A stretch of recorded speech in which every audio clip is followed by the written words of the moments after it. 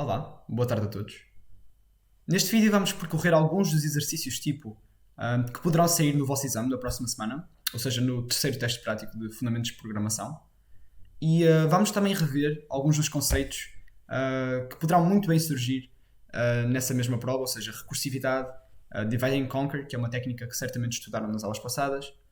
E aquilo que eu propunha para basicamente tecer este vídeo seria primeiro abordarmos um pouco recursividade, percebermos como é que podemos identificar o caso base num problema recursivo, perceber como é que podemos desenhar o algoritmo para simplificar um problema e depois de estudar estes dois conceitos, resolver dois exercícios de recursividade para depois podermos então abordar divide and conquer, que é ligeiramente mais complexo, mas também muito simples, como vão ver no final de resolvermos um exercício. Então, acho que podemos começar por falar sobre recursividade, tal como sugeri. E neste mesmo tópico, eu lembro-me que no ano passado, e acho que é uma coisa que certamente se repete todos os anos e que pode ser constatado, sendo que recursividade é um tópico complexo ao início. E para moldar a nossa mente em função disso e para de facto entendermos em que é que consiste, demora algum tempo, é preciso alguma prática. Eu, incluindo eu e muitos outros colegas meus, tivemos bastantes problemas com recursividade quando surgiu. Mas depois de resolver alguns exercícios e depois de ver alguns vídeos na internet, eu sinto que comecei a entender um pouco melhor recursividade no momento em que comecei a dividir o problema em duas grandes partes. Isso é algo que vocês certamente já o fazem, mas como podem imaginar, um problema recursivo pode ser dividido no seu caso base e no problema que querem repetir, de forma a simplificar o contexto do problema que vos é dado. Ou seja, se vocês conseguirem encontrar um caso base simples o suficiente para resolverem, conseguem ir simplificando o problema que vos é dado até chegarem a esse mesmo caso base. E chegando a esse caso base, partindo do pressuposto em que já o sabem resolver, conseguem construir para trás tudo aquilo que é o problema maior e o grande problema. Mas isto é fácil de dizer. Eu acho que toda a gente tem mais ou menos esta noção, mas quando chega à altura de pôr em prática estes mesmos conceitos, torna-se um pouco mais complexo e um pouco mais complicado. Especialmente na questão do caso base. Pelo menos seria essa a primeira instância dos nossos problemas, digo eu.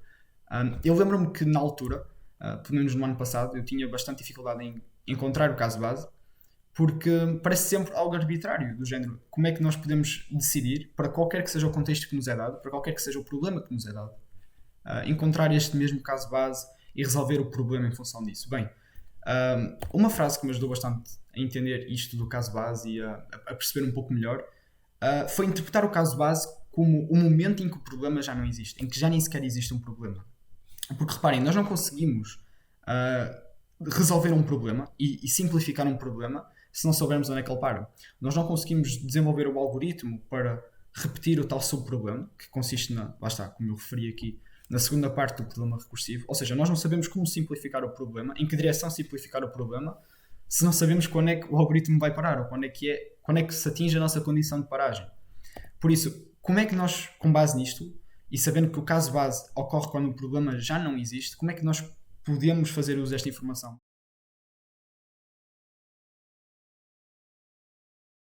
Vamos prestar atenção, por exemplo, à sequência de Fibonacci.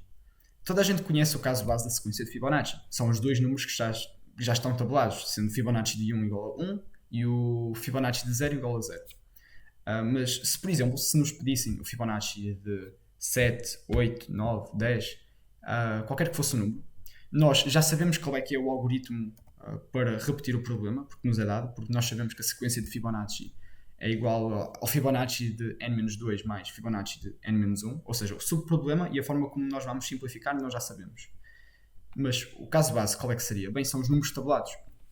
E porquê é isso? Porquê é que tal acontece? Se nós interpretarmos qualquer problema recursivo como, lá está, o caso base desse problema recursivo como um momento em que já não temos problema, se nós já sabemos quais é que são os Fibonacci de 1 e de 0, é fácil para nós devolver esse valor, certo? Já não existe um problema, porque nós já sabíamos desde o início quais é que eram os Fibonacci de 1 e de 0. Vamos pensar noutro caso, por exemplo, imaginemos que queríamos computar uma solução, uma função que resolvesse o fatorial de qualquer que fosse o número, certo? Qualquer que fosse o número. Nós sabemos que lá está, o fatorial de um número é um número vezes o fatorial vezes o fatorial do número menos um, certo?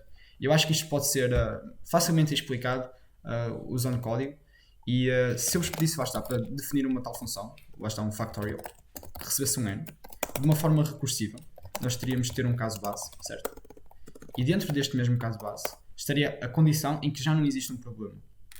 Ok? E depois, como podem imaginar, e isto é outra vez um caso em que nós já conhecemos o subproblema, nós já conhecemos como é que podemos simplificar. Seria simples, seria chamar o factorial de n-1, o fatorial de n-1 vezes n daria-nos o fatorial de n. Bem, mas qual é que é o caso base neste caso? Pensem, nós conhecemos o fatorial de 256? Não. Pelo menos eu não conheço. Nós também não conhecemos o fatorial de 64, o fatorial de 77, mas nós conhecemos o fatorial, ou pelo menos os primeiros fatoriais, certo? Por exemplo, o fatorial de 0 é 1, o fatorial de 1 é 1, correto? Por isso, se pensarem bem, nós não temos problema nenhum a identificar o caso base para esta função. Porquê? Porque nós não temos problema nenhum a identificar o fatorial de 0, ou a identificar o fatorial de 1. Por isso, se nós conseguimos pensar no caso mais simples possível para um dado problema, nós chegamos a esse mesmo caso base.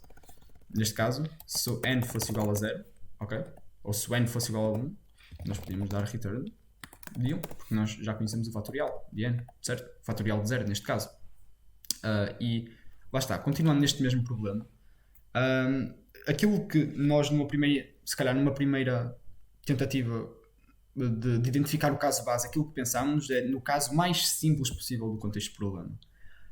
Mas às vezes, e lá está, como se calhar vão encontrar mais à frente, não é necessariamente o problema mais simples possível, mas o problema para o qual já temos resposta.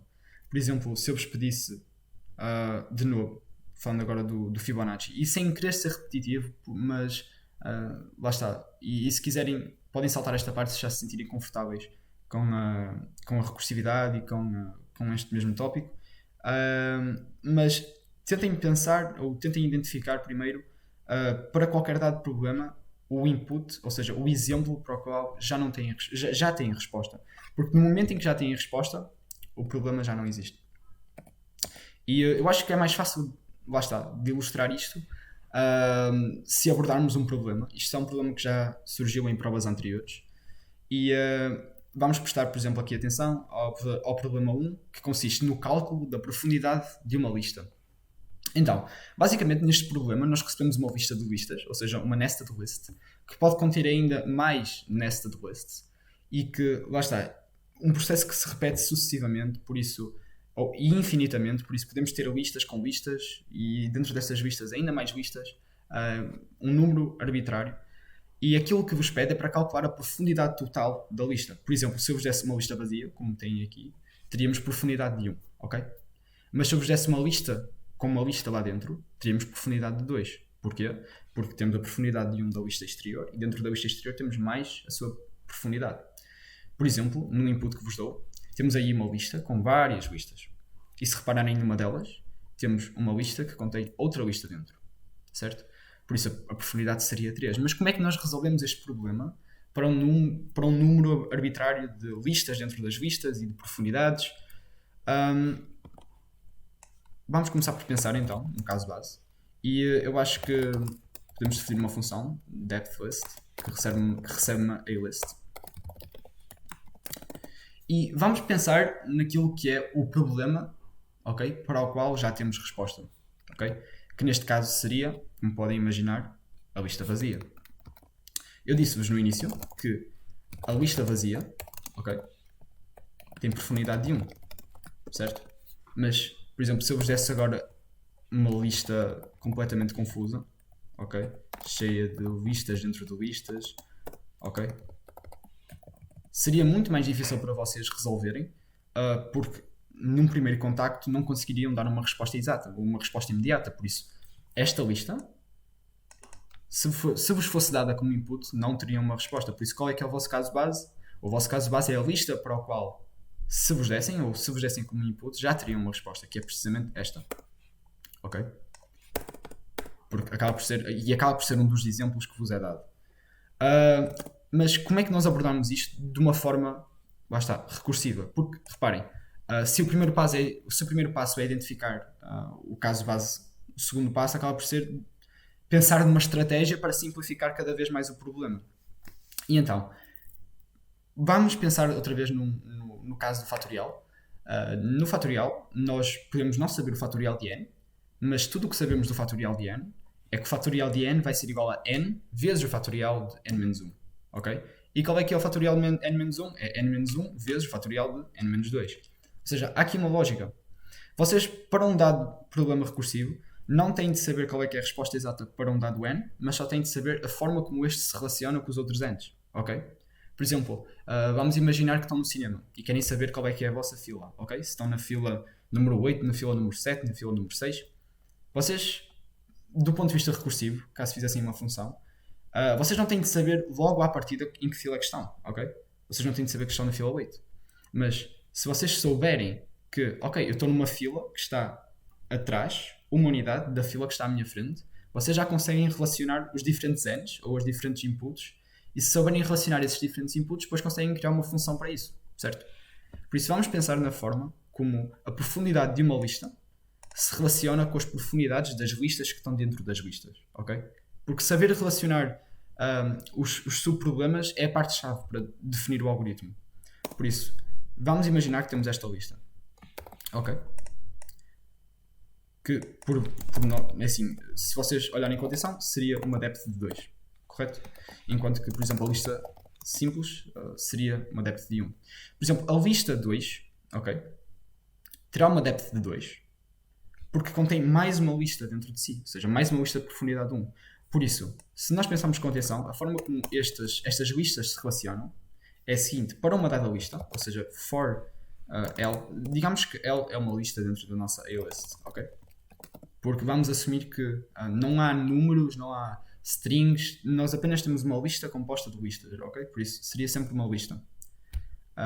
Por isso, por cada L em A-list, a depth list L, se nós chamarmos a função recursiva nesta L, nesta lista, vai nos dar um valor, certo? Podemos chamar de D, ok? E agora, como é que este D, que é a nossa, basicamente a profundidade total da nossa depth list, ok? Por exemplo, se nós chamássemos a depth list no início de tudo com este input, ok? O L que estaríamos a avaliar neste momento seria esta lista vazia, ok? Por isso, este depth list retornaria 1, devolveria o valor 1. Por isso, sabendo que esta depth list vai nos retornar a profundidade total da sublista que estamos a avaliar, como é que esta se relaciona com a lista superior? É simples. Se nós pensarmos bem, como esta depth list, como esta profundidade toda está encapsulada pela lista exterior que estamos a avaliar, que é a A-list, porque os L's estão sempre contidos no A-list, então nós sabemos que a max depth, ou seja, a depth geral, vai ser igual a D mais 1. Porque é a profundidade associada à lista que estamos a avaliar, certo? Que é a nossa depth, mais a depth de toda a sublista que está dentro de si, ou seja, todo o conteúdo dentro, mais 1, porque esse mesmo conteúdo que está todo dentro de L já está dentro também da nossa A-list, correto? Então, para resolver este problema, podemos criar uma variável, que seria a nossa max depth, ok? E podemos inicializá-la a 0. Porque se nós queremos guardar o máximo, nós temos de inicializá-lo com o menor valor possível. Também podíamos inicializá-lo com menos 1 ou com menos float infinito. Seria exatamente igual, porque reparem, uma lista nunca vai ter profundidade menor que 0, por isso podemos inicializá-lo a 0. E é necessário, porque se nós tivermos uma A-list tal que esta mesma A-list tem listas de diferentes, de certa forma, profundidades, nós vamos ter de guardar o valor de maior profundidade na variável maxdepth. Por isso, imaginem, no momento inicial, D poderia ter 2, certo? O que atualizaria a maxdepth para 2. Mas num segundo momento, o nosso D seria 1, por isso nós não podemos atualizar o 1. Por isso, esta maxdepth tem de guardar a profundidade, a maior profundidade possível no que toca às sublistas presentes em A-list. Por isso, se o nosso D for maior de facto que o maxdepth, ok? Vamos só e simplesmente atualizar maxdepth. Passa a ser igual a D. No final deste processo todo, nós vamos guardar em maxdepth a maior profundidade possível da nossa lista. Ou seja, retornaríamos maxdepth. Mas pensem comigo agora. Se nós retornarmos maxdepth, vamos apenas retornar a lista que está, lá está, a sublista presente dentro da nossa A-list que tem maior profundidade. Por isso, nós não podemos retornar apenas max depth. Se nós quisermos calcular de facto a profundidade de A-list, nós vamos ter de retornar max depth, que é, de certa forma, a profundidade máxima da sublista que está contida, mais 1, porque essa mesma sublista está contida na nossa lista inicial ou na lista que estamos a avaliar neste momento. Por isso, neste caso, depois de identificarem qual é que é o caso base, que seria a lista vazia, nós podemos andar sempre aqui a repetir este mesmo processo até chegarmos a uma lista vazia. E chegando a essa lista vazia, volta para trás, porque existe aquilo que é construir para trás os valores que nós queremos atingir. Depois de atingir o caso base, a lista, a subcal retorna 1 e o 1 é utilizado para neste mesmo T, que por sua vez lá está, vai ser comparado às diferentes sublistas da lista original. Mas uma coisa que também tem de ter em consideração é que este depth list tanto vai utilizar este valor como este valor, correto? E uma coisa que muitas vezes pode complicar bastante a vossa solução é não haver concordância entre o tipo de valores que estão a retornar. Por exemplo, se estão a retornar inteiro, no vosso caso base, convém retornar inteiro no final da função. É assim, seria possível não fazer isso e, de certa forma, andarem a baralhar-se um pouco. Eu não recomendaria, até porque estão a adicionar bastante complexidade ao problema e muitas vezes, ou quase 100% das vezes, todos os problemas recursivos que vos são dados exigem esta mesma concordância entre o tipo de valor, porque senão, reparem, pode tornar-se mesmo muito complexo, porque esta depth list, para uma lista, imaginem que o nosso L é uma lista vazia, certo? Numa próxima chamada vai atingir logo o caso base, e atingindo logo o caso base vai retornar este valor, certo? Mas se no próximo L já tivéssemos uma lista com outra lista lá dentro, faria 2 chamadas, correto? Por isso, só na segunda chamada é que retornaria 1 e na chamada imediatamente anterior retornaria max depth mais 1, ou seja, retornaria 2. Por isso, o valor que estaria em depth list seria 2 e seria algo retornado deste mesmo valor. Não sei se me estou a fazer entender, mas se não existir concordância entre o tipo de valores, pode dar bastante asneira, mesmo muito. E erros um bocado difíceis de resolver. Por isso, tentem construir o vosso programa e a vossa solução de forma a exigir que se o retorno no caso base é um inteiro, então o retorno no final também deve ser um inteiro e por aí em diante. Mas lá está. O problema, neste problema 1, acabaria por ser fácil identificar o caso base, porque até vos é dado no exemplo e vocês conseguem perceber logo qual é que é a lista para o qual não tem problema nenhum em identificar a profundidade.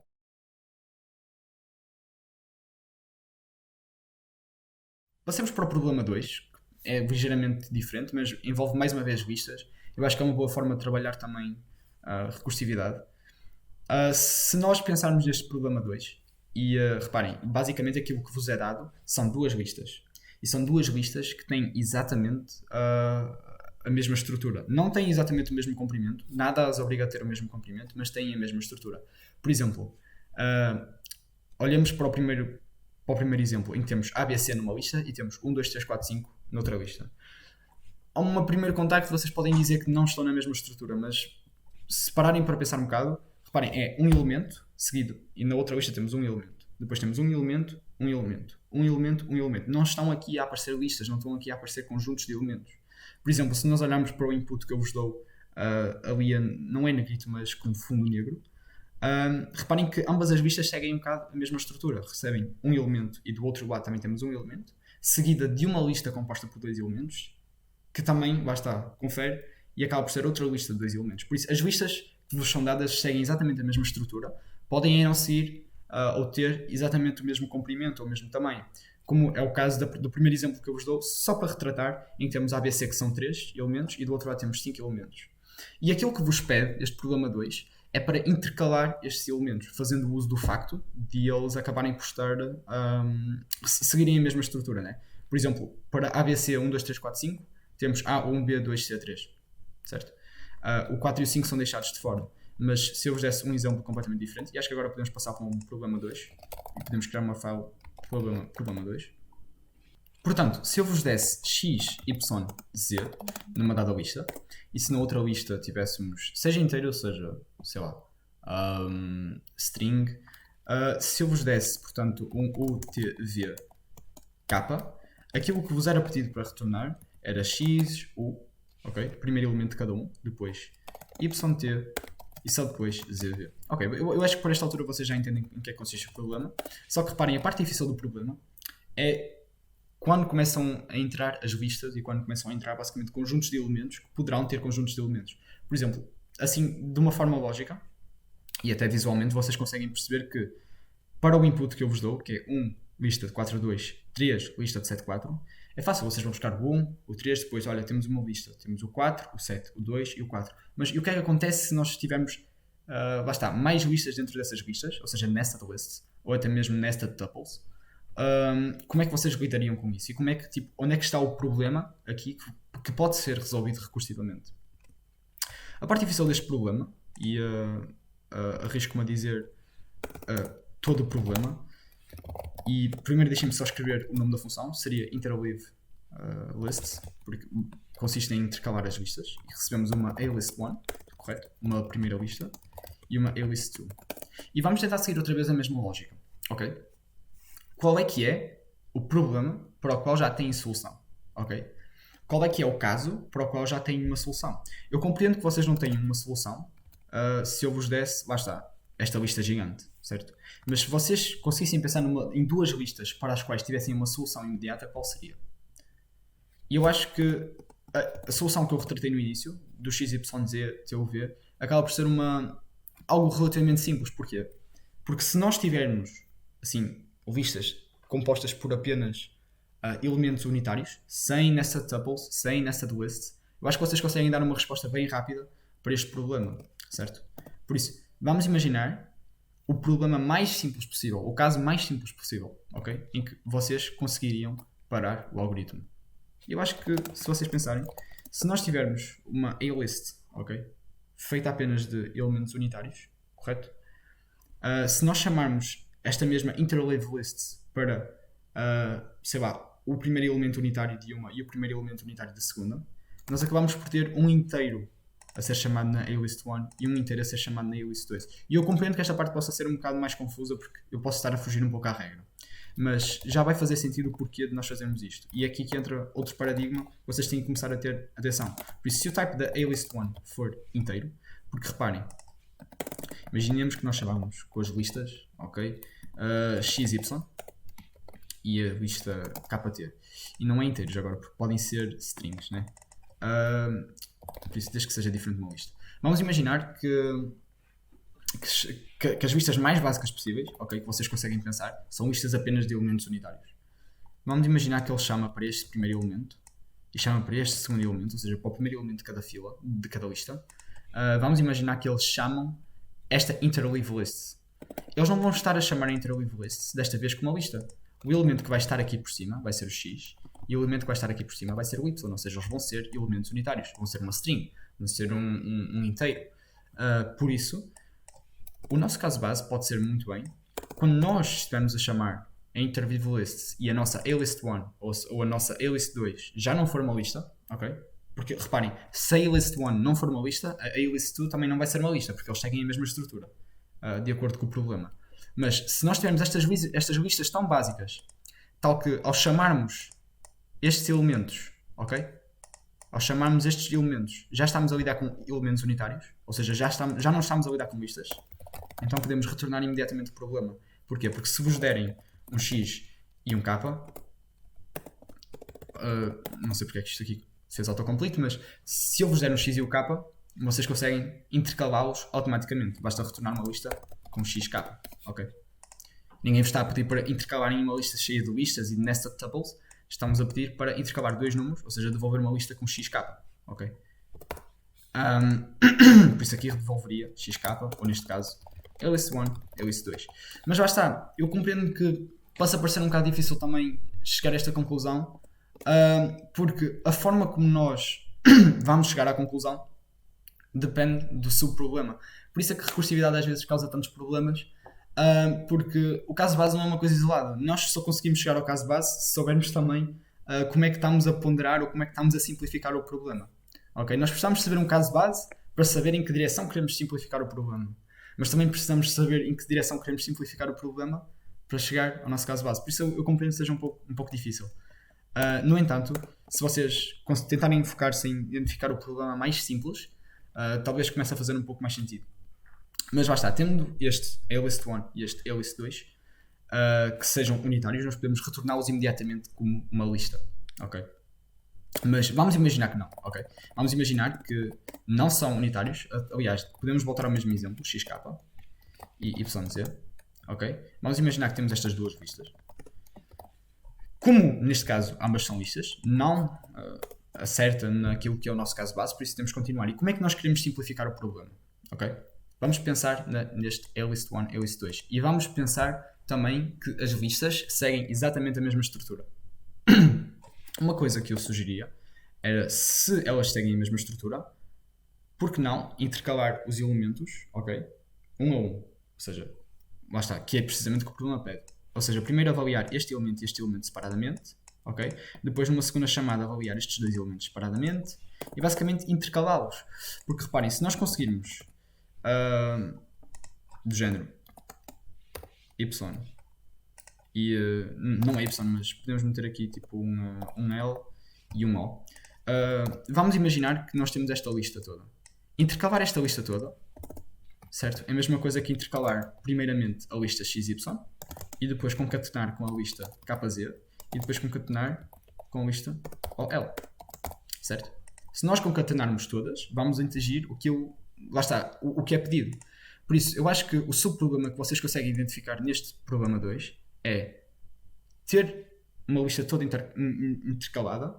É a mesma coisa que concatenar a intercalação, ou seja, dos dois elementos que estamos a avaliar no momento. Ok? Por isso, porquê? Porque listas são concatenáveis, nós podemos adicioná-las e basicamente dar append. E se nós seguirmos esta lógica, o problema, lá está, acaba por se tornar um pouco mais fácil. É sempre difícil explicar, lá está, como se chega ao tal raciocínio, porque se calhar às vezes há várias formas de resolver um problema, mas para mim aquilo que fez sentido neste problema foi pensar que, ok, estamos a lidar com um objeto que é concatenável e separarmos para pensar, se avaliarmos cada objeto separadamente e intercalarmos, ok, vai ser exatamente igual a avaliar a lista toda e intercalarmos. Por isso, aquilo que nós podemos fazer é, por cada elemento, ou seja, for each element, ok, na list 1 e a list 2, vamos chamar o interleave list nesses dois elementos. Mas temos aqui uma questão. As listas podem ter tamanhos diferentes. Por isso, se nós quisermos aceder ao quarto elemento da lista 2, mas a lista 1 só tem 3 elementos, vai dar erro. Por isso, a primeira coisa que temos de fazer é calcular o max size, que vai ser o maior tamanho entre a lista 1 e a lista 2. Por isso, o max size, podemos dizer que vai ser o máximo entre a list 1 ou a length da a list 1. Eu penso que seja assim em Python. E vamos obter, lá está, assim obteríamos o máximo, mas aquilo que nós queremos é o min size, peço desculpa, porque lá está, nós não queremos que o ciclo vá até ao número 4, por exemplo, se a lista 1 não tiver 4 elementos. Por isso nós queremos o min size possível, que vai ser basicamente o número para o qual o tamanho de a list 1 e a list 2 acede a todos os elementos sem problema nenhum. E agora, podemos fazer um range para aceder a todos os elementos naquele range. Ou seja, o range seria até min size, reparem. E tendo este range, aquilo que nós gostaríamos de fazer era pegar no elemento de a-list 1 e pegar no elemento de a-list 2, intercalá-los, ok? E adicionar a nossa empty list que nós vamos ter aqui. Nós convém ter uma empty list que é para ir adicionando as diferentes concatenações, os diferentes produtos, né? As diferentes intercalações entre os dois elementos. A questão é, eu sei que isto pode parecer fácil do ponto de vista se fosse tudo elementos unitários, mas pode haver momentos em que temos coisas deste género, em que o nosso elemento vai ser uma lista e o segundo elemento também vai ser uma lista, por isso esta segunda chamada vai ser feita novamente com uma lista. E eu peço desculpa se já não estou a fazer-me entender, porque isto aqui é um pouco esgotante, mas se nós fizermos uma chamada com uma nested list, estas a-list 1 e a-list 2 vão receber novamente uma nested list. Mas reparem, se nós seguirmos este mesmo algoritmo, não vai haver problema, porque depois vamos ter aqui um min size, vamos voltar a fazer exatamente o mesmo problema, vamos voltar a comparar o x e o z, e vamos concatenar tudo, e no final, aquilo que seria a concatenação destes dois vai dar na mesma x, z, y, k. Porque se nós chamarmos, como eu estava a dizer neste mesmo algoritmo, o interleave lists, ok? Com alist1 em i, alist2 em i, vai nos dar uma concatenação que vai ser no formato de lista, ok? Nós sabemos isto e temos de ter isto em conta para aquilo que eu vos disse há pouco da concordância, porque aquilo que é o return no caso base também convém ser o tipo de return no final. Por isso, nós podemos simplesmente adicionar à nossa lista vazia esta mesma função, e esta lista vazia vai ser pouco a pouco povoada. E eu acho que para este tipo de exercícios, uma coisa que o professor na altura sugeria bastante, e algo que dá mesmo muito jeito para entender recursividade, é de certa forma ver no Python Tutor como é que seria uma visualização deste mesmo problema. Okay? Se no final retornarmos o res, que vai ser basicamente a junção de todas as concatenações, o problema fica resolvido. E fica resolvido de uma forma relativamente simples e fácil, porque eu também sinto isto um bocado com recursividade, e é algo que vocês também certamente sentem, que é o problema quase que se resolve por si mesmo e ocupa mesmo pouquíssimo espaço em termos de código, porque acabam por ser chamadas e o mesmo pedaço de código que se repete muitas vezes.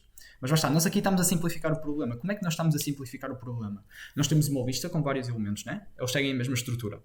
Ok, nós sabemos que eles seguem a mesma estrutura e sabemos que intercalar o elemento um de cada lista mais, ou seja, concatená-lo à intercalação do elemento 2 de cada lista é a mesma coisa que intercalar os dois primeiros elementos de cada lista. Com base nessas duas propriedades, nós podemos simplificar, nós podemos partir literalmente as nossas listas em coisas mais pequenas. E sejam elas nested ou não, porque independentemente de elas serem nested, aquilo que vai acontecer é o nosso caso base dita que o algoritmo apenas para quando nós chegamos a um momento em que estamos a lidar com dois inteiros. E nós sabemos concatenar, ou nós sabemos intercalar dois inteiros, basta retornar ou devolver os dois inteiros numa lista. Por isso, se nós corrermos este algoritmo, à partida deveria funcionar. E acho que podemos até fazer um interleave lists, neste mesmo caso, em que chama a lista 1, 2, 2, 3. E à partida, se corrermos, e eu espero que isto aqui corra Python, vamos ter 1, 2, 2, 3. Ou, por exemplo, se eu metesse aqui, sei lá, aquele mesmo exemplo de há pouco, em que estávamos a lidar com 1, 4, 2, 3, 7, 4. São duas listas diferentes neste caso. Aqui seria 3, 7, 4. Vamos ver aqui à partida. E eu aqui faltam-me, portanto, uns parênteses. Vamos ver que à partida eles vão intercalar. E será 1, 3, 4, 7, 2, 4. Que é precisamente o resultado do exemplo. Eu gostava de ter um pouco mais de tempo para falar sobre isto. Eu aconselho vivamente também fazerem uma simulação no Python Tutor. Mas se vocês tiverem em conta a propriedade dos elementos com que estão a trabalhar, por exemplo, neste caso nós sabemos que listas são concatenáveis, por isso se vocês começarem a pensar em como é que podem partir o exemplo e começar a pensar, ok, qual é que é o exemplo mais simples possível que resolve este problema, e neste caso o exemplo mais simples possível era mesmo basicamente concatenar dois inteiros, ou duas strings, ou dois elementos unitários. Aquilo começa a tornar um pouco mais fácil. Eu sinto que é mais fácil explicar um pouco de teoria ou até mesmo como lidar com certas coisas mais específicas da linguagem do que propriamente recursividade, porque recursividade é uma coisa que só com o trabalho e só com a prática que chegam lá, e desde que tenham em conta três coisas, sendo essas a identificação do caso base é quando o problema já não existe, ou seja, pensem um dos exemplos, uma lista neste caso, ou como há pouco um Fibonacci ou um fatorial para o qual já sabem a resposta. Se vocês pensarem no caso base como um problema para o qual já sabem a resposta, torna-se mais fácil identificá-lo. E para qualquer que seja o vosso problema, é mais rápido também identificá-lo e podem começar a construir a solução nesse sentido. E depois, ao construir a solução nesse sentido, lá está a segunda dica, se calhar, naquilo que é tipo pensar em como partir o problema. Pensem nas propriedades de cada objeto. Por exemplo, pensem na forma como eles se relacionam. Ou então pensem, como neste exemplo, nas propriedades de cada objeto. Por exemplo, um dos problemas que costuma sair muito, uma das formas de abordar problemas recursivos que vos pode ajudar muito, é pensar naquilo que eu disse da questão de como é que os n's se relacionam entre si. Por exemplo, se nós temos uma lista, qual é que é a profundidade máxima dessa lista? Podem dizer, ok, eu não sei qual é que é a profundidade máxima da lista que me é dada, mas eu sei que é mais 1 do que a maior profundidade possível das sublistas que ela tem. Se eu estou numa fila de cinema, ok, na fila 8 ou na fila 9, eu sei que a minha fila vai ser um número unitário a mais do que a fila que está à minha frente. E vocês, a partir do momento em que conseguem estabelecer uma relação entre os N's, ok, estão também a simplificar o problema sem dar por ela. E é assim que os problemas, se calhar, se resolvem muito rapidamente. E se a primeira dica é pensar no caso em que já não tem um problema, e a segunda dica é pensar da forma como se relacionam os N's, e os N's pode ser qualquer coisa, claro que estou a falar tipo, num contexto mais geral. A terceira dica seria, lá está, pensar na forma como os vossos return values concordam uns com os outros. Eu, pelo menos, na altura não tinha grande sensibilidade para isso. Mais uma vez, pode haver problemas em que vos dá jeito de fazer dessa forma, mas eu não aconselho. E até porque depois tem de mexer com algumas coisas, algumas condições. E se os vossos return values estiverem a concordar em si, isso logo à partida é um bom sinal. E garantem aqui evitar bastantes erros daqui para a frente.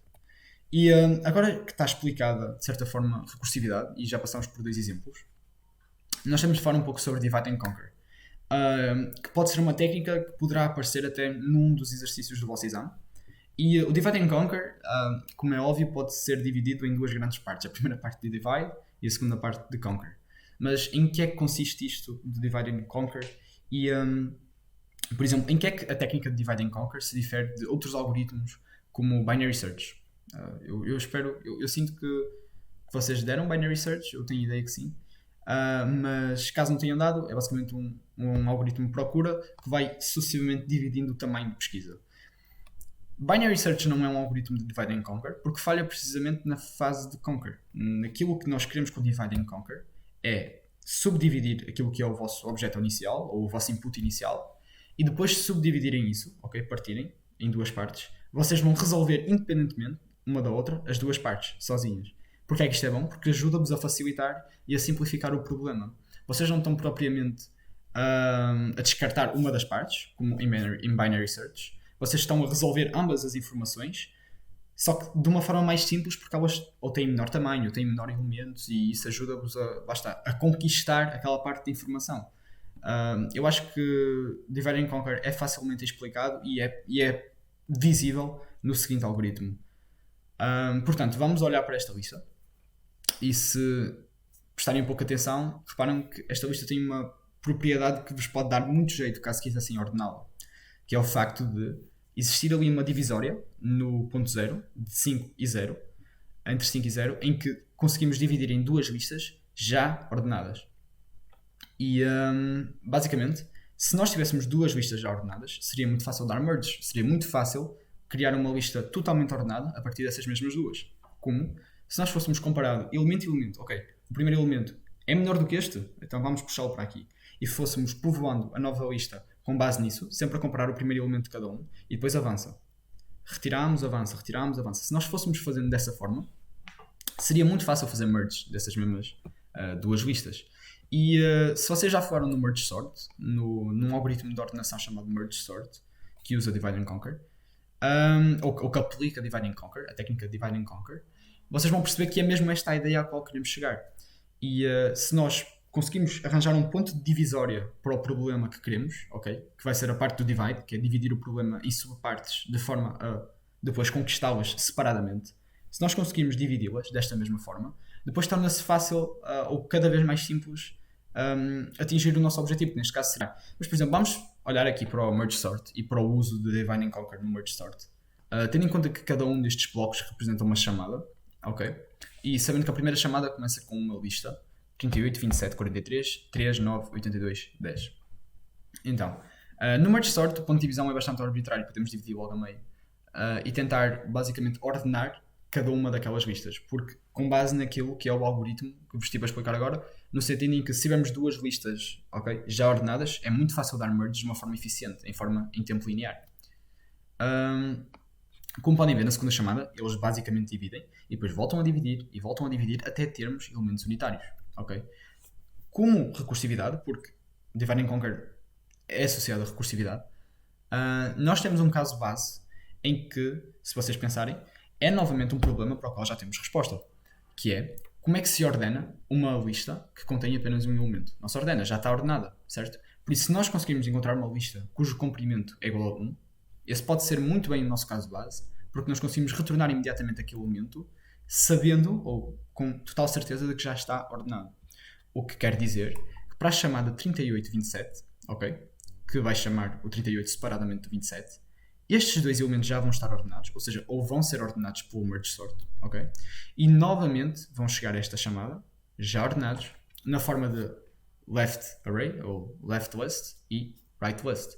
Depois de ter estes dois elementos já ordenados, torna-se fácil, basicamente, dar merge a todo o processo e retornar uma lista em que ambos os elementos já estão ordenados. E o mesmo se passa nestas chamadas aqui, ou seja, temos o 27 a 38 e temos aqui o 3 a 43, logo acaba por conseguir novamente dar merge porque todos os elementos já estão ordenados. Ok?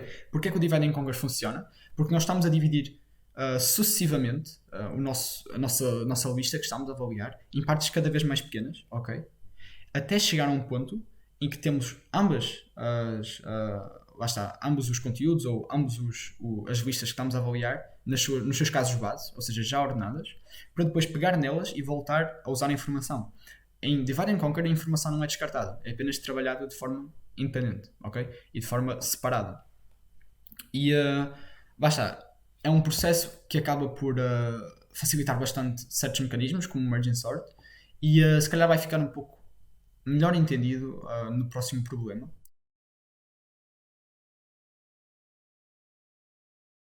E este é um problema que se calhar, eu não resolveria com Divide and Conquer, mas é possível de se resolver com Divide and Conquer.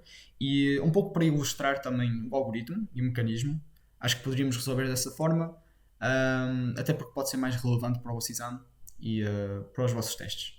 Portanto, neste problema 3, aquilo que vos pede é basicamente para encontrarem a maior substring com k, ou seja, o k sendo um número arbitrário, e peço desculpa, tenho ali um erro ortográfico, com pelo menos é menos, em que k sendo um número arbitrário, nós queremos encontrar uma substring tal que todos os characters nessa substring tenham pelo menos k caracteres, ou se repitam pelo menos k vezes. Ou seja, por exemplo, na string AAABB, se nós tivermos um k igual a 3, só existe uma substring tal que todos os elementos da sua substring se repetem pelo menos 3 vezes, que é a substring AAA.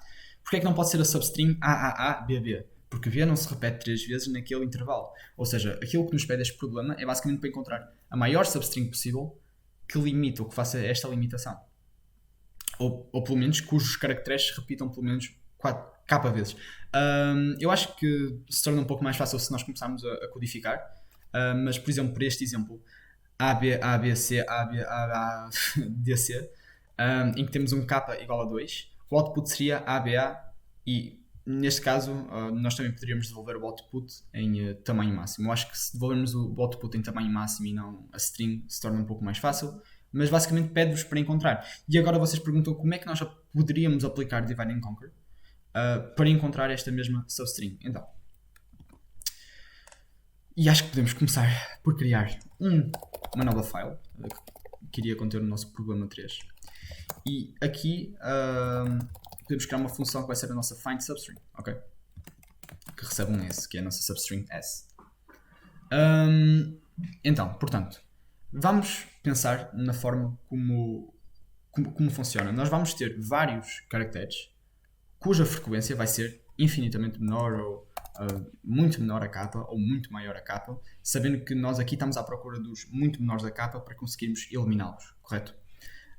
Se conseguirmos identificar os elementos que não se repetem k vezes naquela string, nós podemos eliminá-los logo. Por exemplo, se eu tenho uma string AABB, C, AABB, e se o meu k é 2, nós sabemos logo à partida, ok, que este C não poderá estar em nenhuma substring, ok?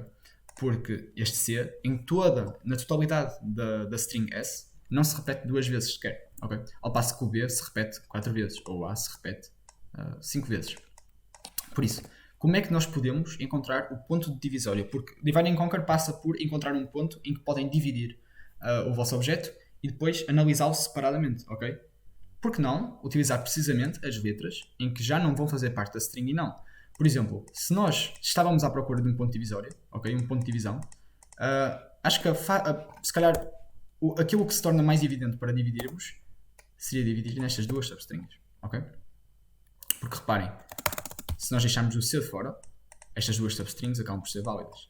Mas, lá está, nós podemos ter várias letras ou vários caracteres que acabam por não se repetir K vezes e estar presentes em toda a string. Por exemplo, se nós tivéssemos AA, BB, C, D, AA, BB, e se tivéssemos novamente um K igual a 2, tanto a string, ou tanto o caractere C como o caractere D, não seriam válidos. Por isso, como é que nós agora decidíamos em qual é que dividíamos? Okay?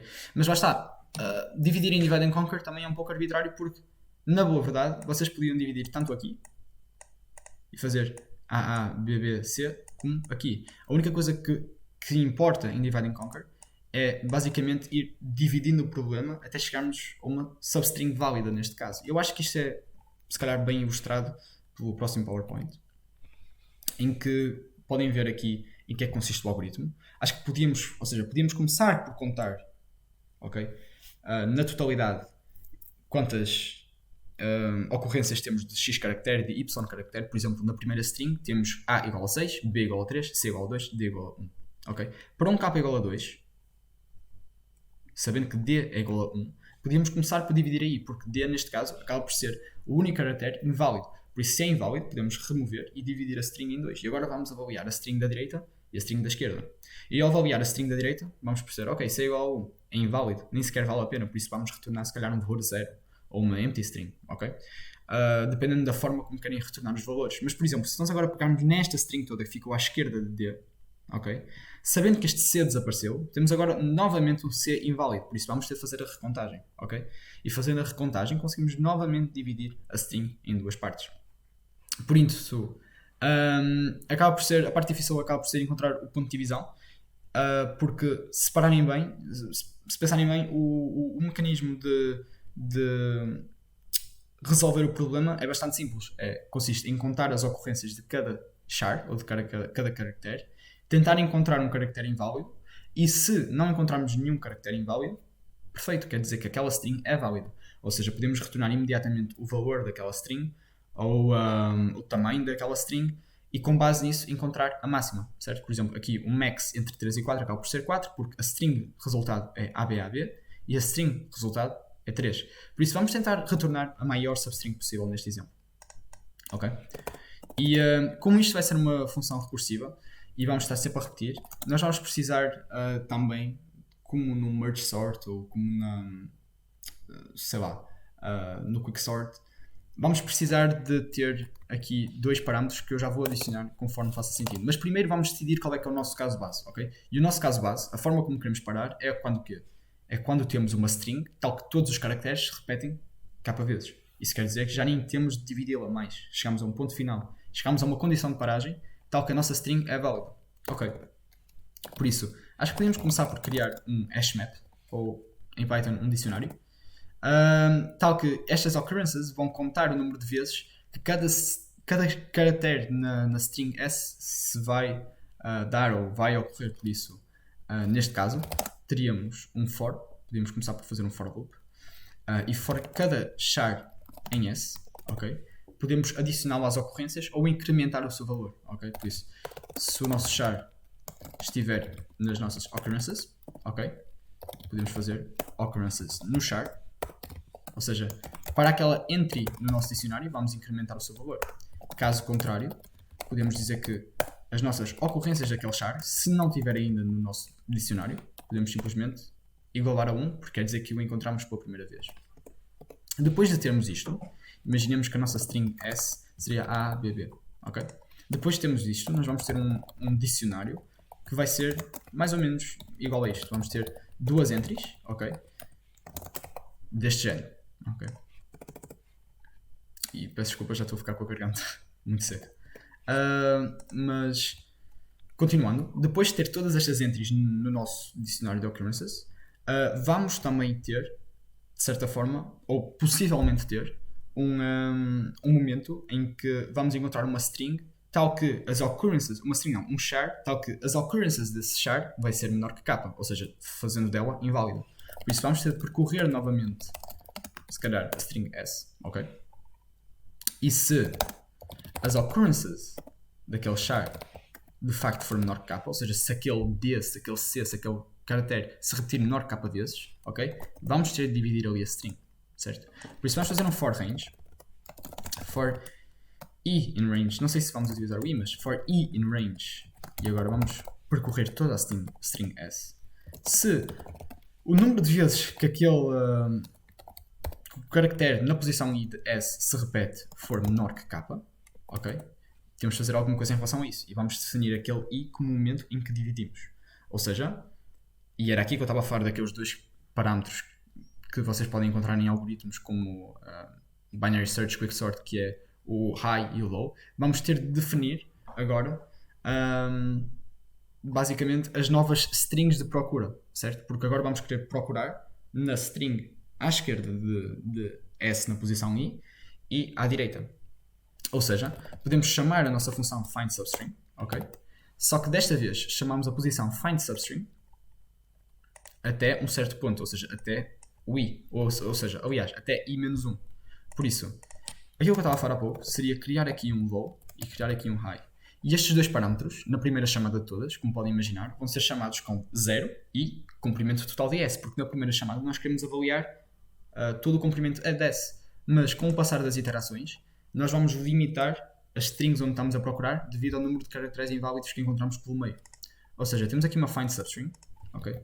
Então que temos o S e o K, certo? Vamos passar na mesma o S e o K, só que agora o low, certo? O low poderá ser muito bem, podemos manter o low em que estávamos, certo? Pode não ser necessariamente 0, pode ser numa chamada mais à frente já não vai ser 0. E agora o nosso high vai ser definido pelo i, ok? Porque repara, nós queremos limitar a string até aquele i. E nós também queremos fazer outra chamada da função. Nós queremos fazer uma chamada da função tal que vamos chamar sk, ok? E vamos começar em i mais 1, certo? Imagina que aquilo, nós chegávamos a uma string do género AABB, D, BB, AA. Se nós encontrarmos este D inválido, nós queremos começar aqui e analisar esta. E nós também queremos analisar numa primeira instância esta mesma string. Desta forma, nós começamos em i mais 1 e vamos até ao high que já tínhamos, ok? E estes dois resultados, ok? Basicamente estas duas chamadas vão nos dar números diferentes, certo? E quais é que são os números diferentes que nos vão dar? Nós estamos aqui a tentar retornar o valor máximo, ok?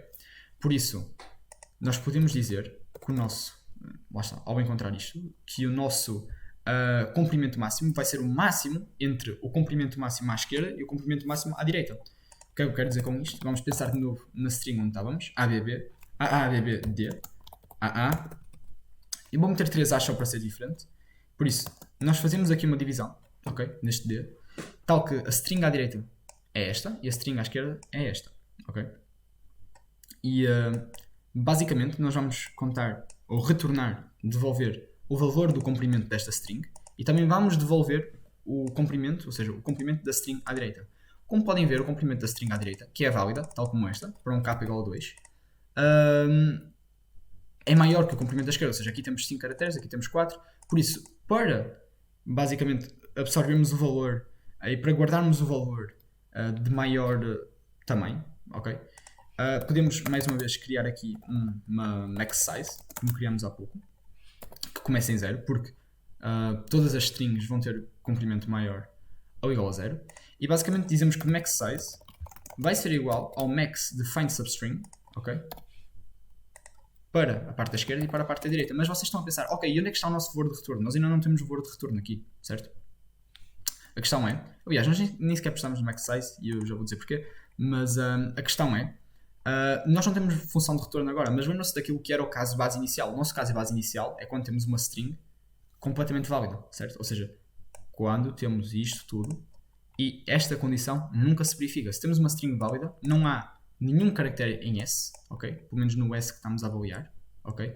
E lembra-se, uma coisa que estou-me a lembrar agora é que este mesmo range, ok? Tem de ser limitado pelo high e pelo low, ok? Porque nós não podemos percorrer S infinitas vezes, certo? Não é válido. Por isso, aqui seria low, high, certo? Mas, de uma forma geral, aquilo que vai acontecer é, se nós tivermos aqui uma string S que estamos a avaliar naquele momento, e o sharing S também vai ter de mudar, ok?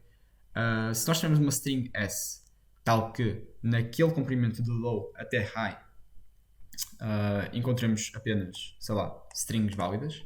Nenhuma destas condições, eventualmente, se vai, nenhuma destas condições vai ser cumprida, certo? Porque todos os elementos vão ser maiores ou iguais a k. Por isso, se no final deste ciclo todo, ok? Se no final deste ciclo todo esta condição nunca se realizar, certo? E se esta condição se realizar, também podemos retornar logo qual é que é o máximo entre estes dois.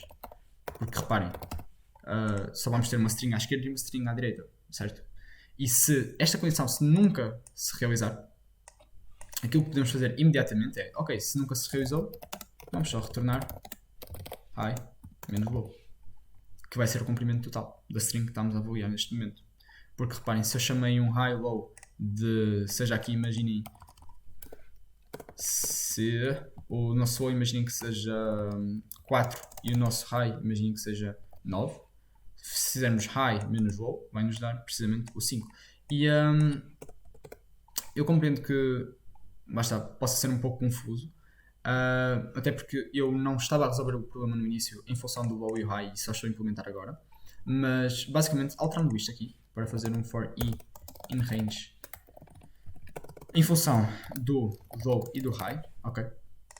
Ou seja, if s de i, e a partir de agora, em vez de utilizarmos a palavra char, passamos a utilizar o s de i.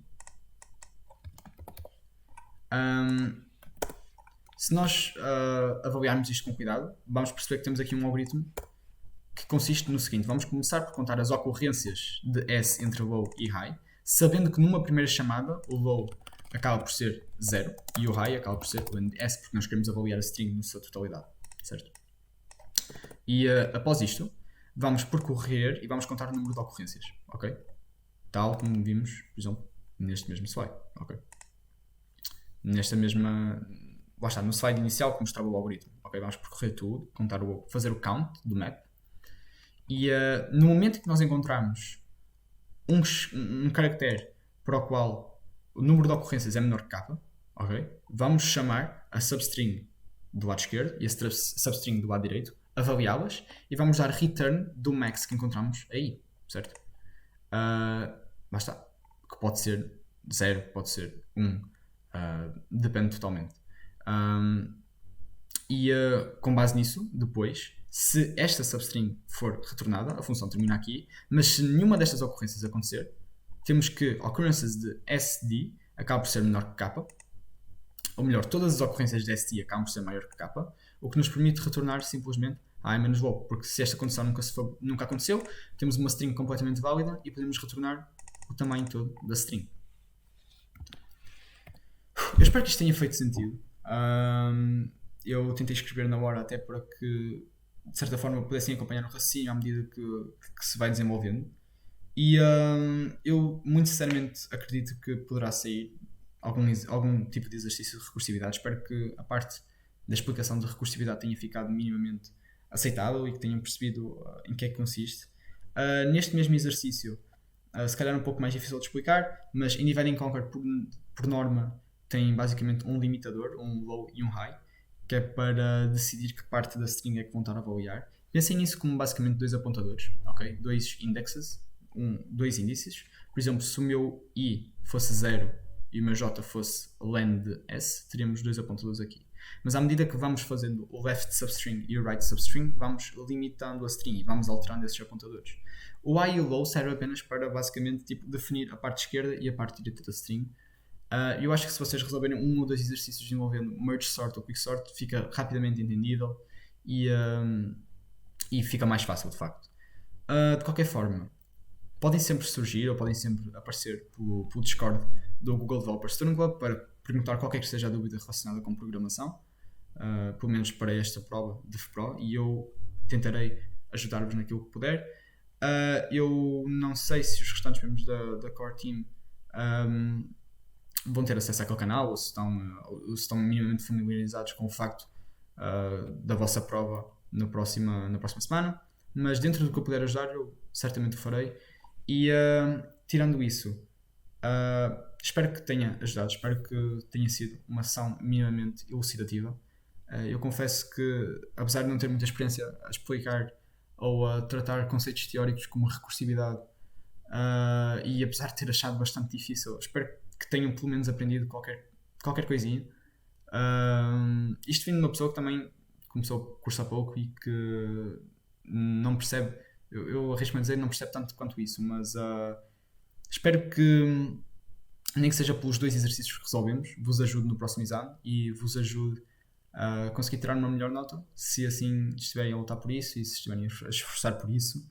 Por último, deixo a recomendação de resolverem os exercícios disponíveis pelo professor, pelo vosso professor na página do FPRO, porque por mais vídeos que vejam e por mais, de certa forma, problemas que vejam ser resolvidos, eu sinto que só se aprende de facto recursividade a fazer os problemas e a visualizá-los num Python Tutor, depois de várias tentativa e erro. E acima de tudo, desejo-vos sorte para o vosso exame e espero que corra bem. Por isso, de nós é tudo e obrigado por terem ouvido. Espero que tenha sido elucidativo e até à próxima.